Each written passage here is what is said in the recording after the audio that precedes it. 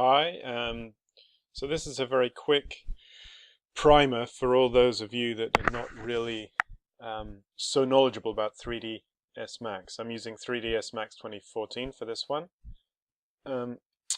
When you open 3ds Max, you'll see you might be a bit daunted by what it looks like if you're a very early user. When it opens, you can always remember you can get help in the Autodesk Max help and the Autodesk Max, the 3ds Max learning channel, and it tutorials everything. So if you go to the help button, if you're really stuck, go here. This is the reason why I'm not going to do too much here, because this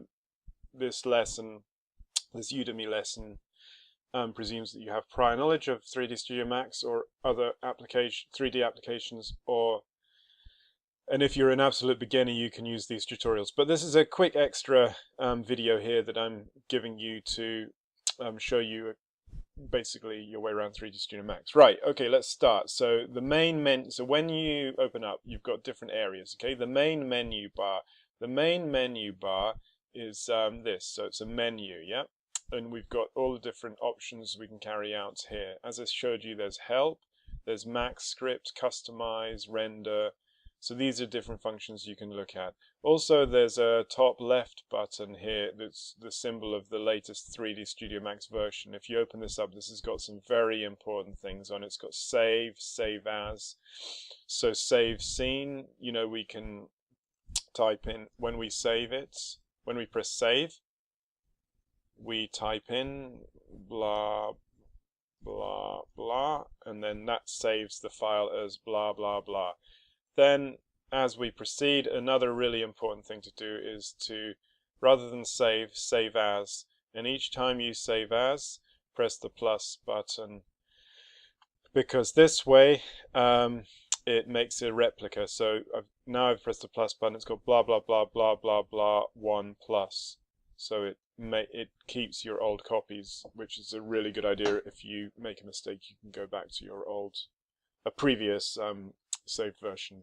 Okay, so that's the menu, the main menu bar, and the most important thing for you is this green button here. The main toolbar is also important. This has got all the toolbar icon graphics. We're going to go into that in a second, but there's about 3 or 4 important things there to get you straight into Max. Okay, the command panel is here. This is a famous 3D Studio Max interface here, which is the command panel. Okay, so the best thing here is the geometry. So you go into the geometry and create different shapes immediately. Viewports, of course, are these things. You left click or right click, and that will activate the particular viewpoint. So for example, bottom left, and it makes it gold around. Okay, and then we've got the lower interface bar controls here, which has the timeline and the animation. We don't have to worry about this too much here. In the bottom right, though, it's quite important. It's got different buttons to control your viewports, such as orbits, you know, zoom extents, but we'll look at that when we create something because it's easier. That's my motto, learning by doing. So 3D Studio Max is just a way that it integrates into the computer to use 3D, and other 3D softwares do the same thing, such as Maya, Blender, etc., etc. Depending on your viewpoint or your tastes, one program could be better than the others, or depending on what you want to create. Okay. But all in all, they all make 3D graphics, okay?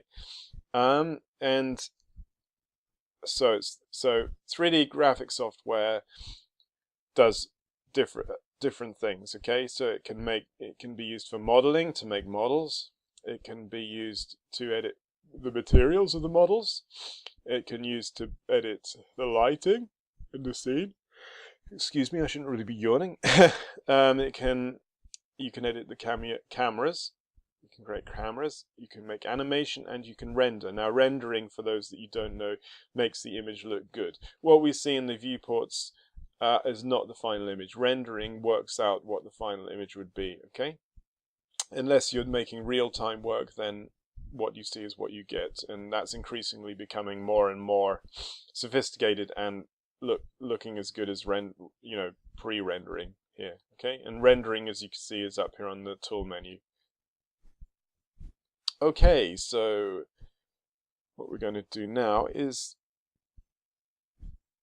going to first look at the units. So on the toolbar, you go to Customize Unit Setup, and if you want to set up units, it's all here. You can centimeters, kilometers, etc., etc., and this is tied to the grid.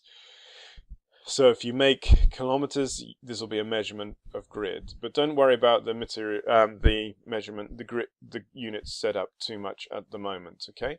The viewpoint layouts here, we can change the layouts using different systems, but the easiest way for you at the moment to do it is you can increase and decrease the different viewports by dragging the bars. So when we're in the viewport, it's select arrow. When we drag over it, if you can see there, it changes to an up and down option. So left click and drag, left click and drag, and then the middle one's across here. So if you want to change your viewpoints, for example, if you want this one to be bigger, then you can do it like that. So it's easy, yeah, absolutely easy.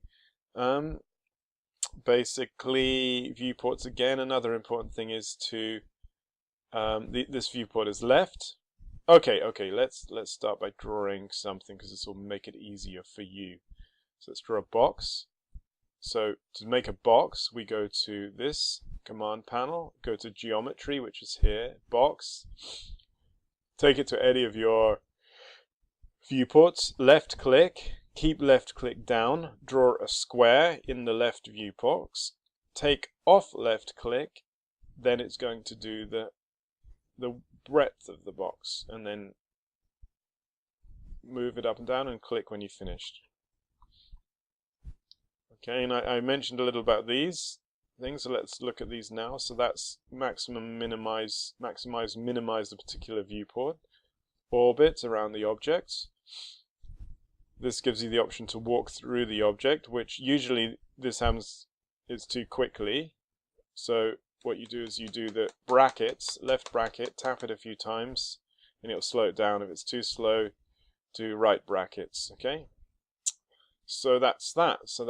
Okay, and this is field of view, don't worry about that too much. Zoom extents is a good tool because it zooms to all extents. This zooms all, this zooms, okay? So that's the controls down there, yeah? But I wouldn't worry too much about that because we've got some more manual controls. We can zoom, pan, and arc, and rotate. Okay, so firstly, I'm going to zoom with my mouse. So remember we made this, maximize this. So my mouse, you should have a middle wheel. If not, get a mouse with the middle wheel, and to zoom in, you scroll forward on the mouse wheel and backwards on the mouse wheel, okay? So that's zoom. And again, you can zoom here on this icon here. It's easy, yeah? Okay, so the next one is pan. So pan, again, you hold down the middle mouse button, keep it held down, and then drag left, right, yeah? So that's going to pan your view. Easy, yeah? Arc, again, arc. The best way to do it is using this, orbit sub object, yeah? Click here, left click, and hold down left click, and you drag it around the object, yeah?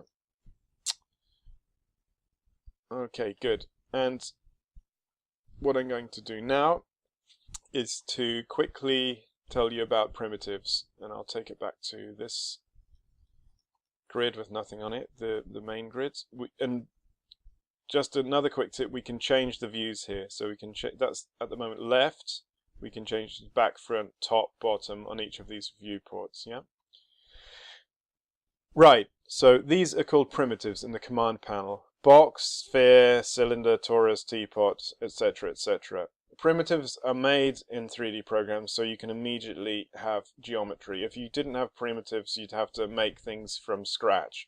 For example, a box. It would be stupid to reinvent the wheel every time to make the box, yeah? So what we do is choose a primitive and left click, drag, take off left click, take it up to the height you want, left click, finish the action. So now we've got a box. But the box, so we've got geometry. Now we go to the modify panel. This is this sort of tube, bendy tube, blue shape. Click on that. It gives you the name, so you can change the name to box good, whatever you want. And then you can adjust the length, the height, the width, the height, depending on what units you've set up. Yeah. You can also increase the length segments and the width segments.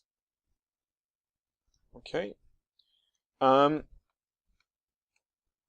make your viewport have a wireframe, if your viewport just looks like this, and you select your object, there's nothing there, you can press F4, and then it will give you edged faces. So this shows you the intersections in your model. So we choose length segments, width segments, height segments. And you might be wondering at this stage, why are we making different segments when all we can do in this primitive is, there's not anything else we can do in this primitive. We can add modifiers on top of it. Okay, that's for another time. So we can add a modifier like blend. But we cannot go into the model. You've probably seen people editing little squares. And this is where we convert this polygon to an editable poly. Yeah. And the editable poly, we've converted it, and now we can select the vertices, which are these little ones, the points, the edges, these lines, the borders. Well, borders is when you have an open space like this, and you it selects the open hole. But I'll take that back by pressing Ctrl and Z, undo, and then polygon selects the polygon. It's either the shapes in the geometry made up of 4 lines, or even 3, or sometimes more. But usually it's best practice when making models to have 4-sided polygons, or 3 as well, but 4 quad polygons are the best, which is 4-sided. Okay, and then we can select the element.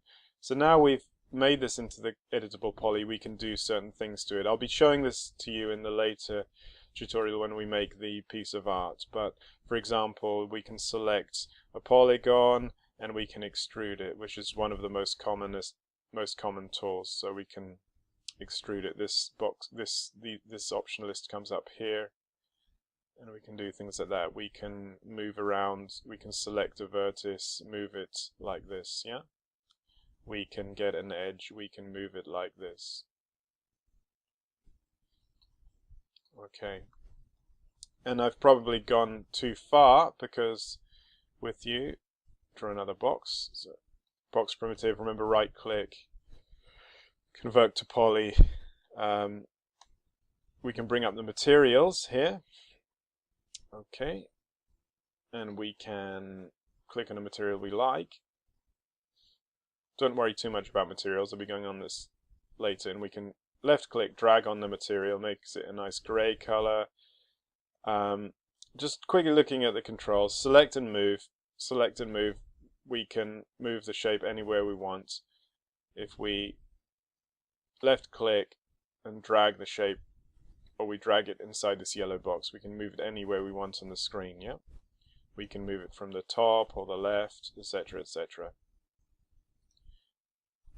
We can also restrict it to the axes. In geometry at school, you've probably done Cartesian coordinates. So we have Y, Z, and X. This is how computer graphics is worked out. The illusion of computer graphics, yeah. So if we drag normally inside this yellow box, it's a free move. If we move over the Y-axis, it restricts it on the Y. The Z restricts it on the Z. And that on the X, like so. So that's a way to move objects, restricting them on the plane, or you can move them with the yellow box. Another tool I should show you quickly is the rotate tool. Again, up here on the main menu toolbar, got the rotate there, like that, Control Z, let's take it back so it's original, and then you can do it restricted on the axes as well, if we roll over this to this trackball like that.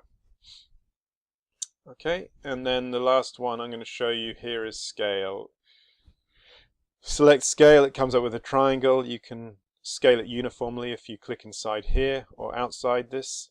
If you click on one of the restraints, it will scale it on the restraint. Yeah. Okay, good. So that's quickly the main controls. We have other options. We can do things like lighting and cameras. We can create cameras. I'll just quickly show you how to do that. So we go to the command panel and select camera, and we can view from the camera. Okay, we can orbit the camera around, and we can also make lights, and quickly we make lights up here. Yeah. So just get rid of that message, and then we can make lights. Okay. So you've got a light here. Somewhere in the perspective, where is the light? The light is in the box. I'm going to move the light out of the box, and then like so, you can see I've made a light. So that's a very, very quick primer on 3D Studio Max for this Udemy course. As I say, if you want to learn more, go to the help channel, go down the tutorials. You can also go on YouTube. There's many things on YouTube as well. Okay, so that's the primer for 3D Studio Max. Some of you might be using Blender and looking at using the same concepts that I'm using here in Blender, but that's fine. Okay, so let's continue with getting down to making the piece of artwork now. Okay, see you in the next part. Bye.